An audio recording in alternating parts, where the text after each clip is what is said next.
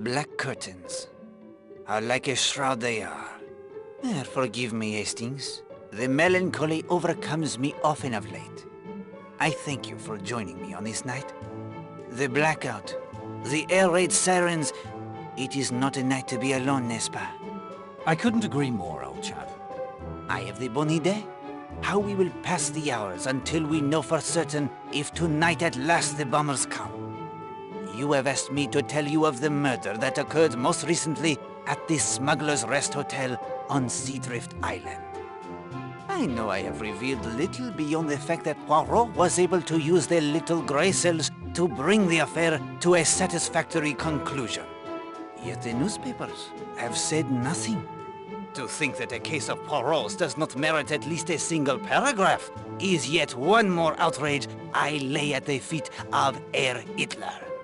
He gobbles up space in the newspaper the way he gobbles up so much of Europe, including my own beloved Belgium. But tonight, I propose to take our minds off of the horrors of war. I will not only share with you the events as they happened, but more.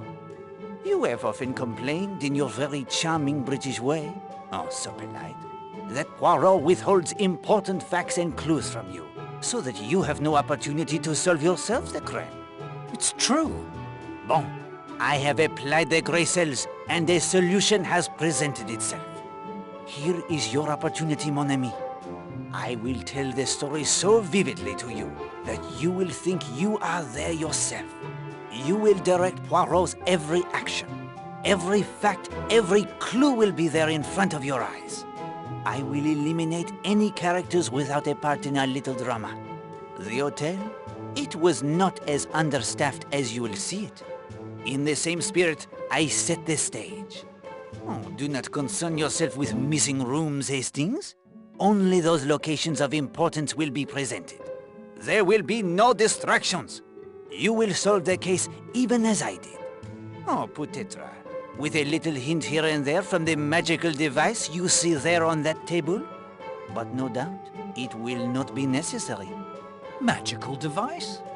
It is called the Finger of Suspicion. It was given to me by a wizard, someone for whom I did a small favor last year in Manchester. A wizard, eh? Bien, sir. All you need to do is place one of these cards in the center of the machine. They each represent one of the players in our story. I will wave my hands above it so, utter the secret incantation, and it will point you in the right direction. Well, for starters, it's complete rot. I know you, Poirot. If anyone has a more practical, clear-eyed view of how this world works, I haven't met him. You don't believe in magic. If you want to choose this method of giving me hints, I won't stop you. It'll be a treat to see you cavorting about like a stage prestidigitator. But I suspect the hints will somehow be coming from you. If you are so certain it is nothing but hocus pocus, then would you be willing to try and solve the mystery of the Finger of Suspicion, as well as the murder on Seadrift Island? Absolutely. Very well. I will give you 7 clues at times of my choosing throughout the evening. Perhaps when you have all 7, you will be able to see the true genius behind the Finger of Suspicion. Here is your first clue. Power. Power? The power of magic? I give you the clues, Hastings. Do not expect me to explain them as well. Explore my office first. Equip yourself for your journey into the past. Come to me when you are ready. In the meantime, I will tell you 3 little stories to whet your appetite. Ye gentlemen of England, who live home at your ease, this little do you think of the dangers of the seas. When we receive our orders, we are obliged to go on the main to proud Spain, where the stormy winds do blow.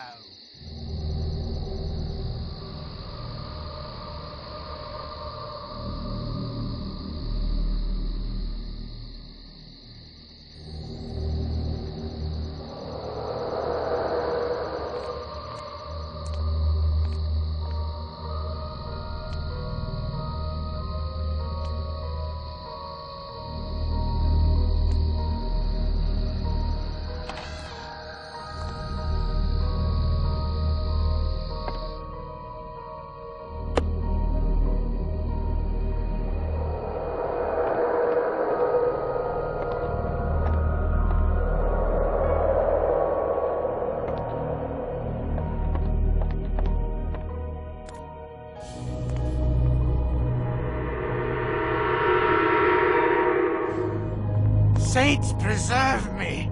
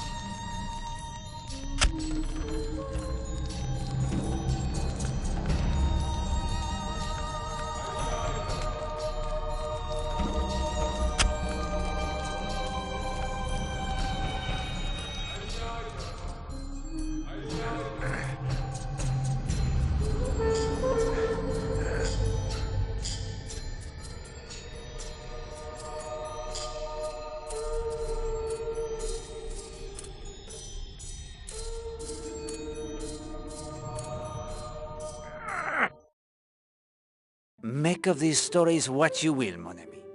They are each related most closely to the events on Seadrift Island that you and I are about to explore. Keep them in mind. Explore my office first. Equip yourself for your journey into the past. When you are ready to begin your investigation, tell me. My story, it will commence, and you will have your chance to solve the mystery.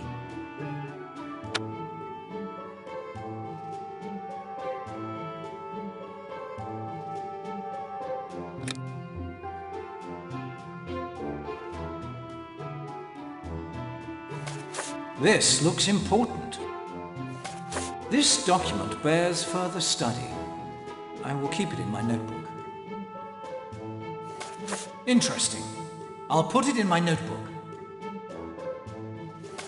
This may be important. I'll keep it in my notebook.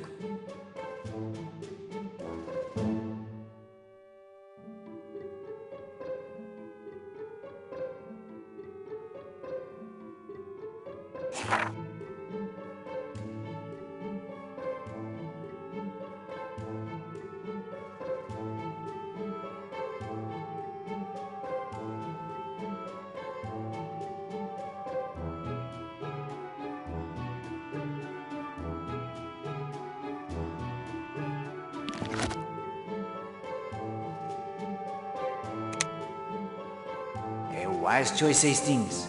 With this stopwatch, you will be able to determine the time it would take the suspects to make their way to the scene of the murder.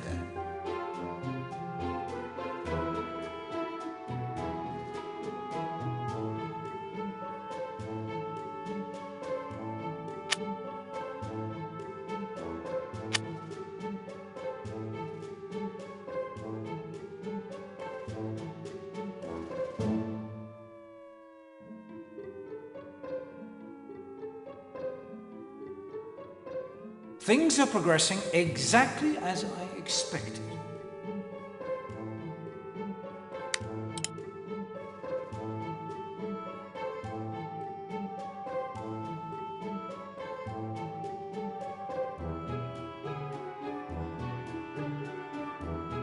I'm ready, Poirot. You need only to touch your portrait, and we are off.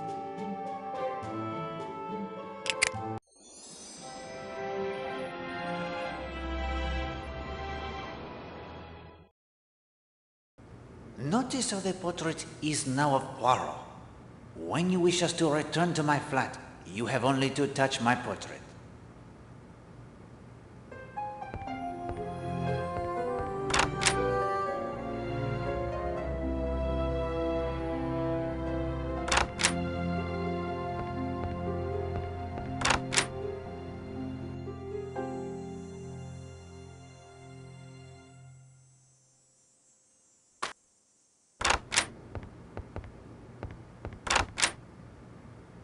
Although I am sure that the sight would amuse you, Hastings, Poirot will not engage in such activity.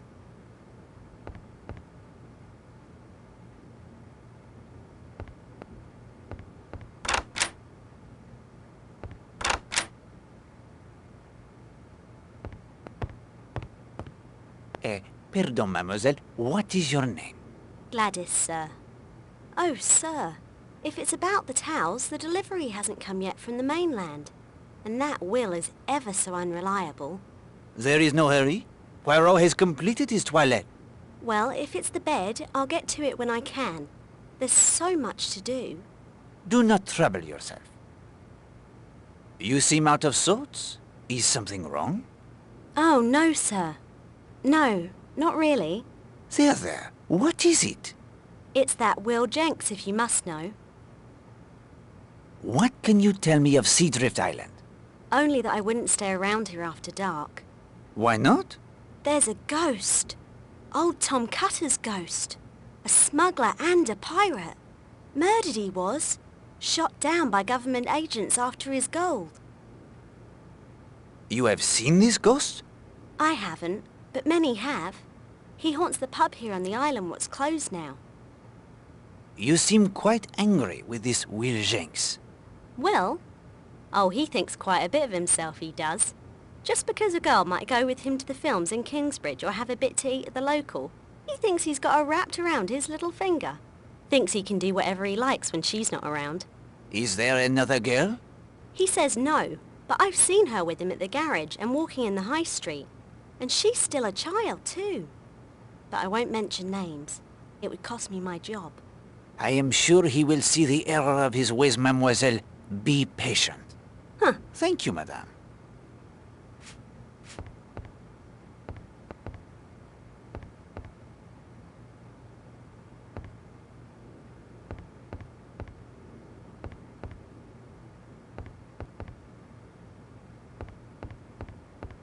Ah, Mr. Poirot. Good morning. All settled in, are you? Yes, Mrs. Castle, thank you. I am looking forward to my little holiday from crime. Anything I can help you with? A most beautiful island. Where can I learn more of its history? That brochure will introduce you to the colourful past of Seadrift Island and Leathercombe Bay. Once you've studied that, you'll probably have more questions. I'm from London myself, but most of our staff are local. Perhaps they can help you, and the villagers have all sorts of wonderful stories. Have the coastal evacuations affected you yet? As you can see from the register, our two largest parties have gone. In the past few weeks, the Smuggler's End pub here on the island has closed, and Leathercombe Bay is almost a ghost town. Every day I expect Colonel Weston to order the hotel closed as well. It's only a matter of time, I'm afraid. Who else is staying here at present? You are welcome to check the register if you wish, Mr. Poirot. Perhaps you'll find someone you know. I shall not keep you any longer, Mrs. Castle. Merci. If you need anything more, I'll be in my office.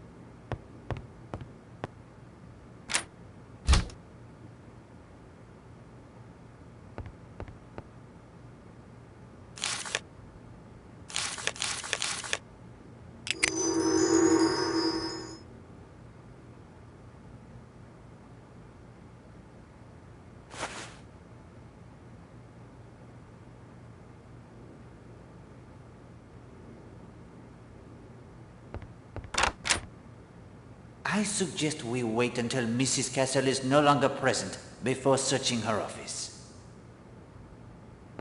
Was there something else, Mr. Poirot? Is the hotel safe at the disposal of guests? Of course. We'll be happy to store any of your valuables. Have you been the manager here long?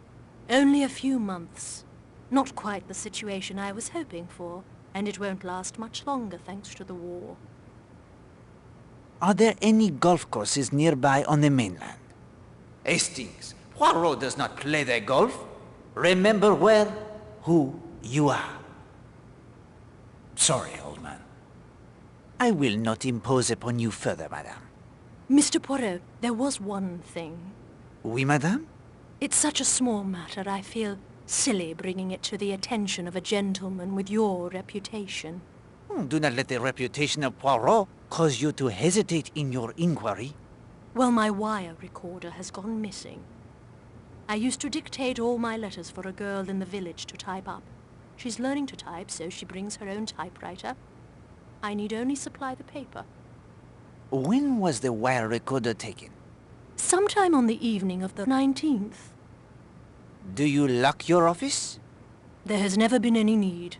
I lock the safe, of course. That is where all the valuables are kept. Did anything else out of the ordinary happen on the day the recorder went missing? Let me see. Well, that was the day Arlena Stewart arrived. A celebrity such as she causes quite a stir. I am not sure what I can do, but I will be happy to keep my eyes and ears open, madame. Oh, thank you. Thank you, Mr. Poirot. A wire recorder? Those things are huge. Shouldn't be difficult to track down. Pardon, madame? We cannot search the office when its owner stands before us?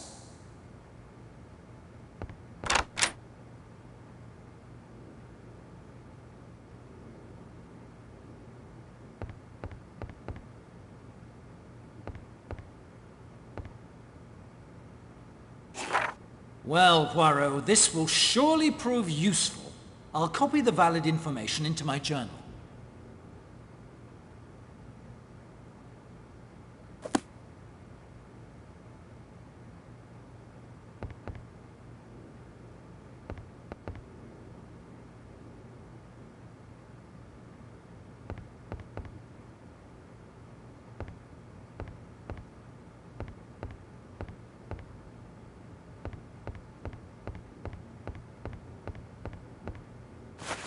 I say, the latest number of Motor Enthusiast magazine, Poirot. What a stroke of luck. I've been looking out for this one.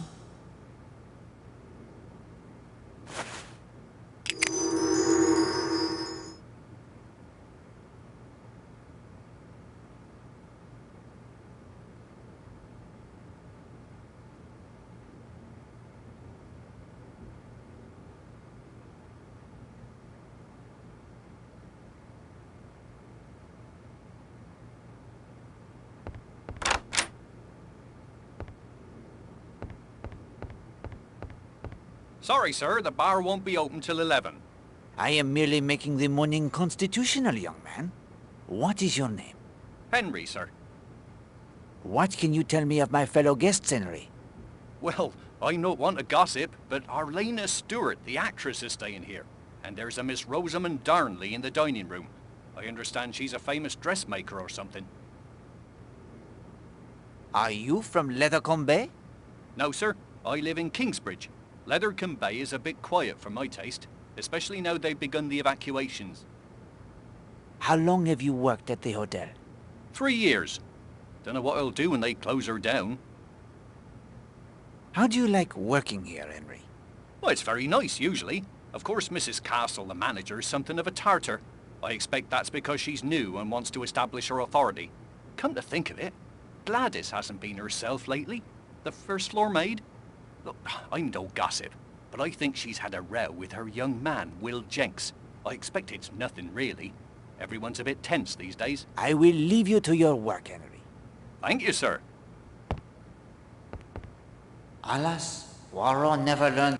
Poirot, you employed that phrase correctly. I hope you are not implying Poirot's English to be anything less than perfect? Well, that is to say, I would never presume.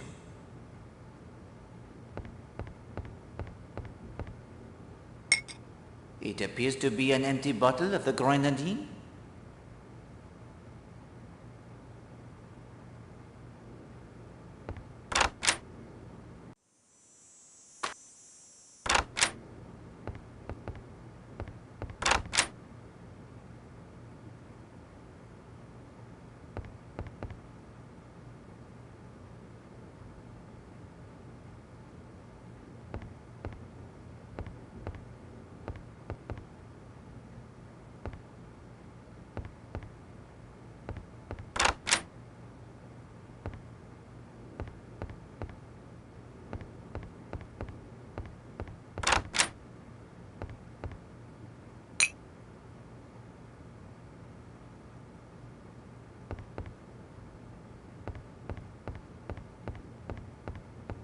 Forgive the intrusion, mademoiselle.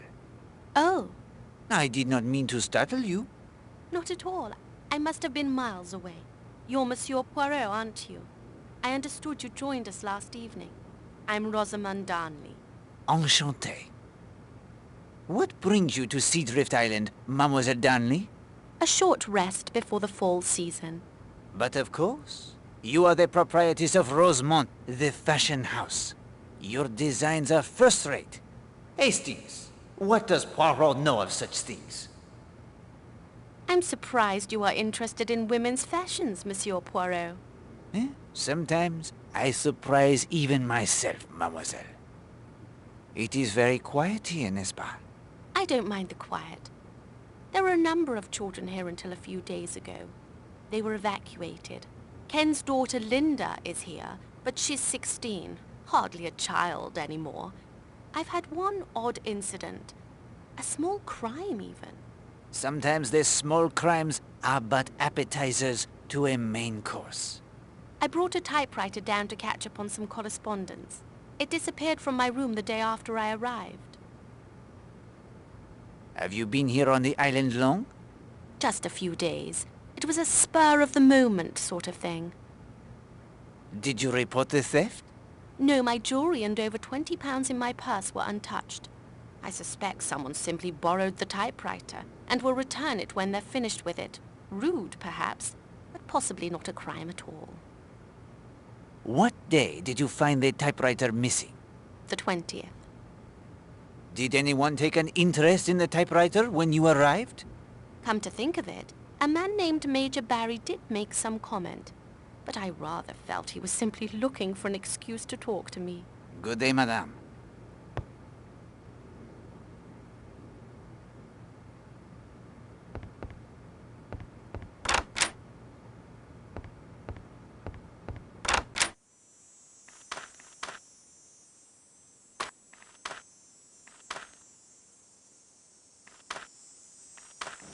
This is a useful point to measure the time it takes to reach Cutter's Cove, the spot that will be the scene of the murder.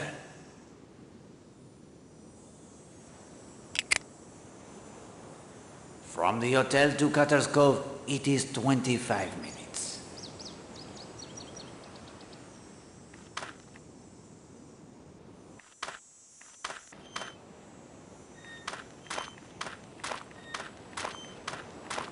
I did not mean to frighten you, my friend.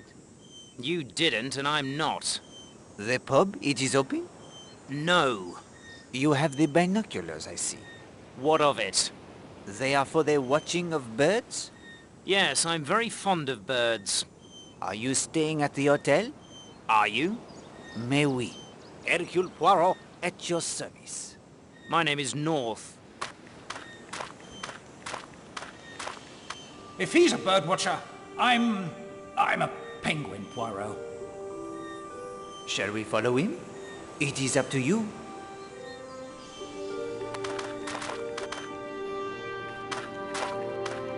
He's up to something, Poirot. Are you going to let him get away? My shoes are of the finest leather, buffed to a perfect sheen. I will not be subjecting them to sea water.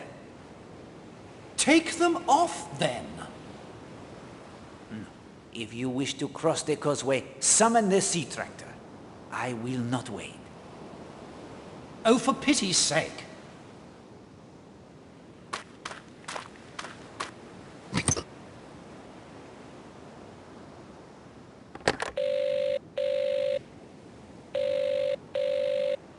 Phone isn't much good if no one will answer it.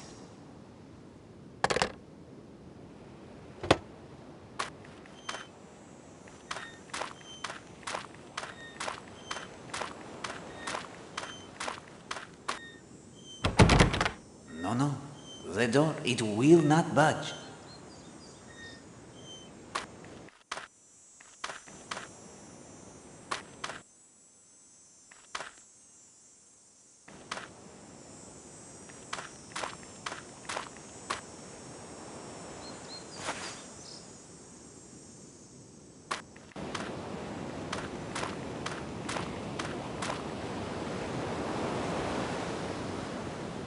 Hello there.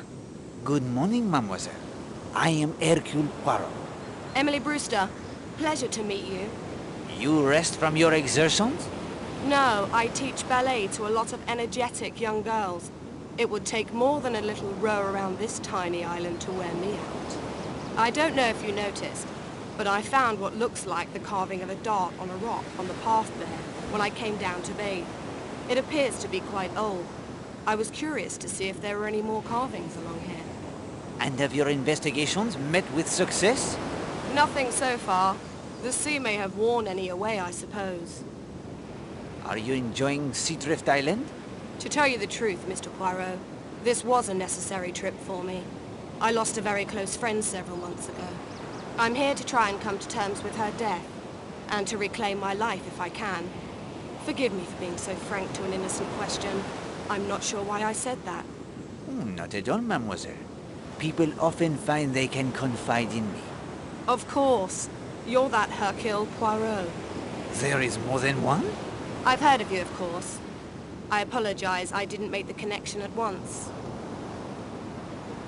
Have you been here at the hotel long? 9 or 10 days.